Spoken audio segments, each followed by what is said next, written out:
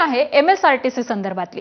ST बसेससाठी लागणाऱ्या डिझेलसाठी राज्याबाहेरील पुरवठादारांना दर सादर करण्याची मुभा देण्यात आली आहे। राज्याबाहेरील पुरवठादारांकडून डिझेल घेतल्यास राज्य महसुलाला तब्बल 668 कोटींचा फटका बसण्याची शक्यता आहे। मात्र बाहेरच्या पुरवठादारांकडून निधी घेतला तर एमएसआरटीसीला मात्र 194 कोटींचा फायदा होणार आहे आणि त्यामुळे एमएसआरटीसी समोर इकडे आड आणि तिकडे विहीर अशी स्थिती आहे। महाराष्ट्रामध्ये डिझेलवरील वॅट 21% आहे, तर गुजरातमधून पुरवठा झाल्यास 14.90%, तमिळनाडूमधून पुरवठा झाल्यास 11% इतका कमी वॅट लागू शकतो। 252 डेपोसाठी टॅक्स लावण्यासाठी 408 प्रति किलो लिटर हायस्पीड डिझेल खरेदीची निविदा ही जाहीर केलेली आहे।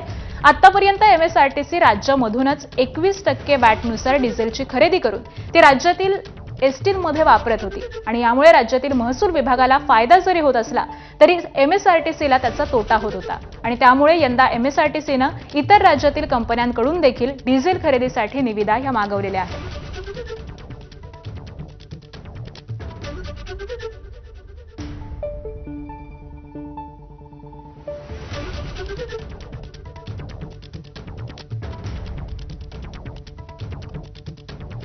बातमी आहे मुंबईमधून। मुंबईमध्ये महापालिका हिरवळीचं क्षेत्र हे वाढवणार आहे। कोस्टल रोड लगत 70